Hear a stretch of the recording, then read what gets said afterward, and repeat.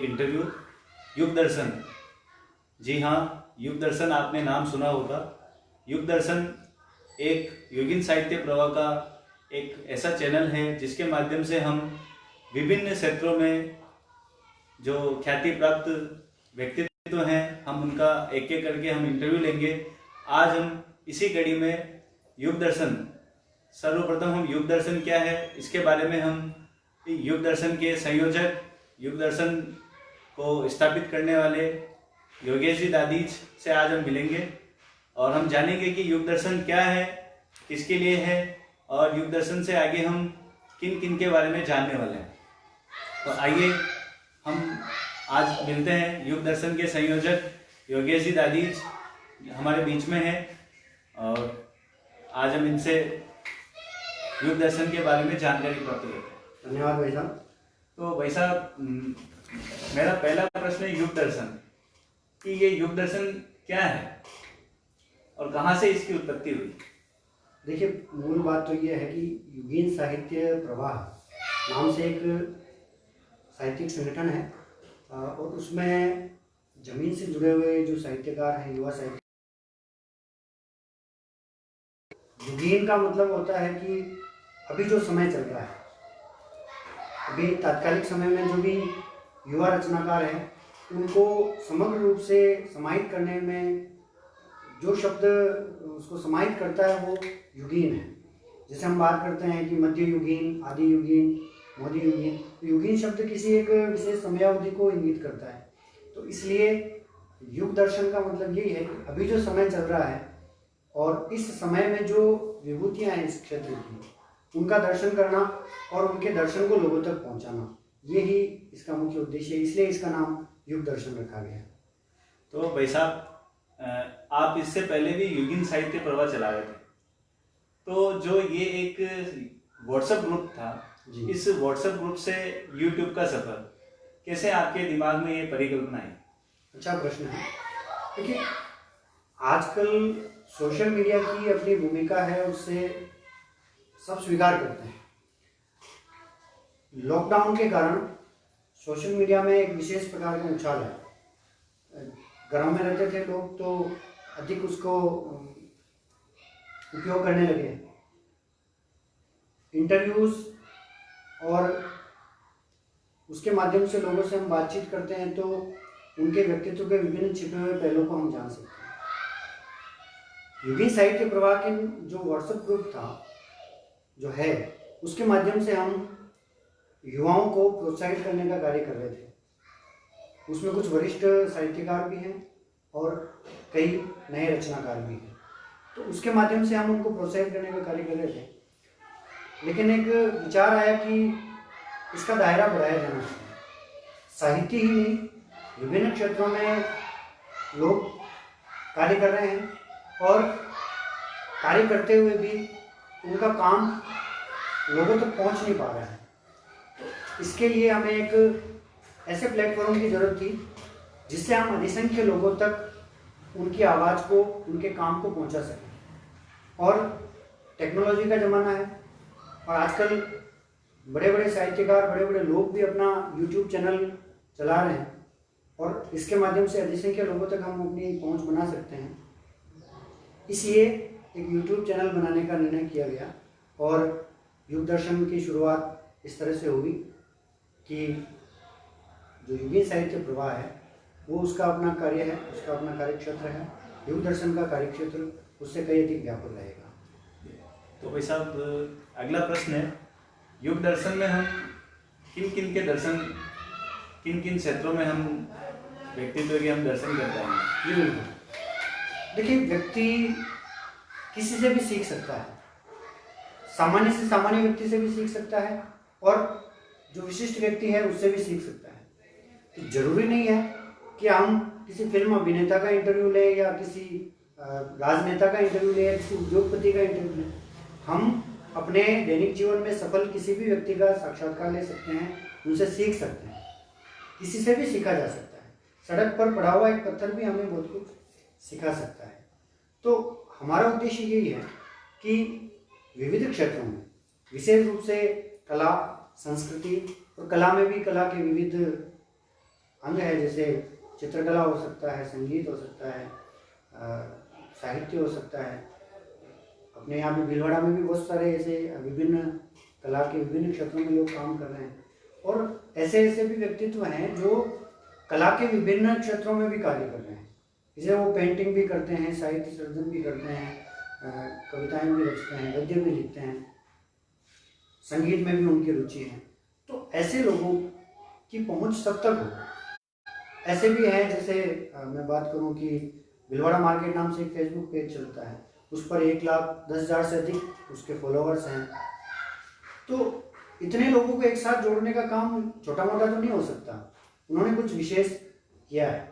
जैसे मैं बात करूं, बागौर के पास एक छोटे से गांव का एक युवा है, बहुत ज़्यादा पढ़ा लिखा वो नहीं है, लेकिन यूट्यूब चैनल बनाया उन्होंने, और अभी उनके 1.5 लाख के आसपास उनके सब्सक्राइबर हैं। और उनका एक वीडियो अभी मैंने देखा, उस पर लगभग 50 लाख लोगों ने उनका वीडियो देखा, क्योंकि बहुत ज़्यादा टेक्नोलॉजी से जुड़ा हुआ व्यक्ति नहीं है, सामान्य व्यक्ति है। तो ऐसे लोगों की पहुंच, आसपास के परिवेश के लोग उन लोगों को जाने, तो हम ऐसे लोगों के ही दर्शन करेंगे। और इस चैनल का जो इसकी थीम भी यही है कि युग दर्शन आपका दर्शन, यानी हम आपका सबका दर्शन करेंगे, जिनके अंदर कुछ न कुछ विशिष्टता है, जिनमें कुछ न कुछ खासियत है, हम उन तक पहुंचने का प्रयास करेंगे। बिल्कुल सर। तो युग दर्शन का दायरा स्थानीय रहेगा या और हम इसे जी आगे देखेंगे? शुरुआती दौर में तो प्रयास ये रहेगा कि हम अपने आसपास के परिवेश में जो ऐसे विशिष्ट लोग हैं, क्योंकि यहाँ भी कोई कमी नहीं है, हम एक छोटे से गांव में भी जाएं तो वहाँ भी प्रतिभाओं की कोई कमी नहीं है। अब देखिए, सतीश जी व्यास है, विजयपुर जैसे छोटे, और उनका गांव का ओरिजिनल नाम भी कुछ दूसरा है, बहुत छोटे से गांव, शायद जहाँ बसें भी नहीं जाती, या जहाँ पे 3 या 5 की बस जाती है, इस प्रकार के गांव हैं। वहाँ के लोग भी विभिन्न क्षेत्रों में अच्छा कार्य कर रहे हैं। तो उन लोगों की जानकारी सब लोगों तक हमें पहुँचानी चाहिए, और युवा और समाज का अभिन्न अंग होने के नाते अपनी जिम्मेदारी, अपना दायित्व है कि उनकी जानकारी सब लोगों तक पहुँचे। जैसे मैं बात करूँ, रायपुर में एक छोटा सा गांव है जहाँ बस कोई जाती नहीं है, कुटियाखेड़ा गांव, वहाँ के 2 बच्चे आईआईटी में टॉपर है, और सामान्य सरकारी स्कूलों में पढ़े, कहीं पे उन्होंने नहीं पढ़ी। तो ऐसे लोगों की जानकारी सब लोगों तक पहुँचे कि भाई जीवन में सफल होने के लिए सुविधा होना कोई आवश्यक नहीं, और समाज के लिए कुछ अच्छा कार्य करने के लिए भी कोई आपके पास लाखों रुपए हो तो आप समाज की मदद करेंगे या समाज का कोई अच्छा कार्य करेंगे, उसकी आवश्यकता नहीं है। आप सामान्य प्लेटफॉर्म पर भी और अकेले भी आप कुछ कर सकते हैं। तो ऐसे लोगों के हम दर्शन करेंगे, और इसका दायरा फिलहाल तो भीलवाड़ा का ही रहेगा, भीलवाड़ा शहर का रखेंगे, उसके बाद हम इसको ग्रामीण क्षेत्रों तक ले जाएंगे, और उसके बाद हम इसको व्यापक रूप से फैलाने का प्रयास करेंगे।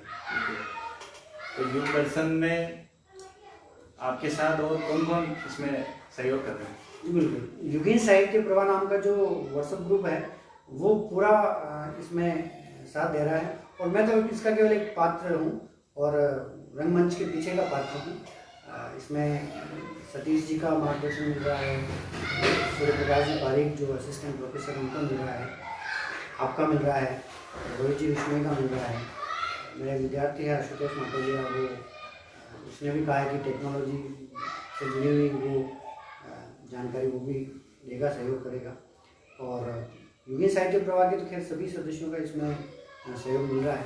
बाकी भी मैंने जैसे राष्ट्रीय कवि योगेंद्र जी शर्मा से बात की, तो उन्होंने भी काफ़ी अच्छा रिस्पॉन्स दिया, वो बहुत खुश हुए कि ये एक अच्छा कार्यक्रम साबित होगा, क्योंकि जो छिपे हुए लोग हैं या जिनकी प्रतिभा छिपी हुई है, जिनका काम छिपा हुआ है, वो सब तक आएगा, ऐसा करेंगे। तो इसमें लगभग सबने उत्साह से सहयोग करने की इच्छा जताई है। तो इसका कार्य अब आप कब से शुरू करने जा रहे हैं? शुरुआत हमने औपचारिक रूप से तो कर दी है, सतीश जी व्यास का हमने पहला साक्षात्कार लिया था।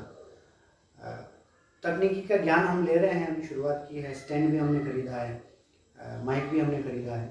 तो धीरे धीरे हम इसमें और भी सुधार करेंगे, और टेक्नोलॉजी से जुड़े हुए लोगों से भी हम राय ले रहे हैं, सलाह ले रहे हैं। जैसे मैंने आपको बताया पारस जी गुजर, जिनके 1.5 लाख सब्सक्राइबर हैं, उनसे भी हमने बात की, उनसे भी जानकारी लेंगे। तो सीखा तो कहीं से भी जा सकता है, और आजकल कोई गूगल है, यूट्यूब है, चाहे जैसी जानकारी हम वहाँ से प्राप्त कर सकते हैं। तो आपने इसमें युग दर्शन का जैसे कोई लक्ष्य तय किया हो कि जैसे हमें इतने व्यक्तियों का लेना है, या नहीं, तो इसमें कोई लक्ष्य ऐसा नहीं। जो काम अच्छा करता है, जो समाज को प्रेरित करता है, जिसने समाज को नई दिशा दी है, वो एक छोटा बच्चा भी हो सकता है, एक बुजुर्ग व्यक्ति भी हो सकता है, धनवान भी हो सकता है, सामान्य भी हो सकता है, किसी भी जाति वर्ग धर्म का हो सकता है। ग्रामीण जीवन में सामान्य मजदूरी करने वाला व्यक्ति भी हमें प्रेरित कर सकता है, उसका भी साक्षात्कार लिया जा सकता है। इसका कोई एक सीमित दायरा नहीं, कोई लक्ष्य नहीं है, ये अपरिमित लक्ष्य है। और जितने अच्छे लोगों को हम सब तक ला पाएंगे, यही हमारा लक्ष्य है कि अधिकतम लोगों को सामने लाए। अंत में युग दर्शन को हम किस रूप में याद करेंगे? देखिए, ये युग दर्शन आपका दर्शन है, तो इसको हमारी इच्छा तो यही है कि इसको भविष्य में जब भी याद रखा जाए तो इसको एक उस रूप में याद रखा जाए कि इसने भी समाज के लिए कुछ किया है। व्यक्ति देश के लिए, समाज के लिए किसी न किसी रूप में कार्य करना चाहे तो वो कर सकता है, उसके लिए कोई आपको सीमा पे जाने की, लड़ने की आवश्यकता नहीं है।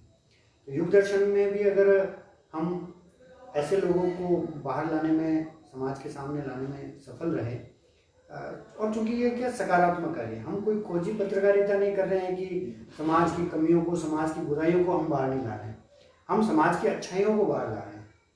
तो भविष्य में इस रूप में याद रखा जाए युग दर्शन कि एक ऐसा चैनल है या था जिसने समाज के अच्छे अच्छे लोगों को सबके सामने लाने का कार्य किया।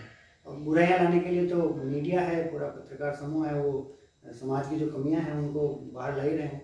तो हम सिर्फ अच्छाइयाँ दिखाएंगे। हम इस प्रण के साथ, इस संकल्प के साथ इस फील्ड में उतरे हैं कि हम कभी कोई कमी या बुराई किसी की नहीं बताएंगे, हम सिर्फ और सिर्फ अच्छाइयाँ बताएंगे। बहुत बहुत धन्यवाद सर। इस प्रकार आपने देखा कि युग दर्शन जो हमें आगे एक सकारात्मक दर्शन करवाएगा, एक सकारात्मक प्रयास, एक ऐसा दर्शन जो एक नए युग का आगाज करने जा रहा है। और हम इसे बहुत जल्दी हम इसे आगे एक अच्छे पटल पर देखने वाले हैं। और आज की इस कड़ी में युग दर्शन की शुरुआत में हमने युग दर्शन के संयोजक श्री योगेश जी दादी से आज हमने युग दर्शन के बारे में जाना। और आगे हम युग दर्शन को एक नए पटल पर देख पाएंगे, एक नक्षत्र की तरह चमकता हुआ आकाश में युग दर्शन आएगा। इसी के साथ धन्यवाद।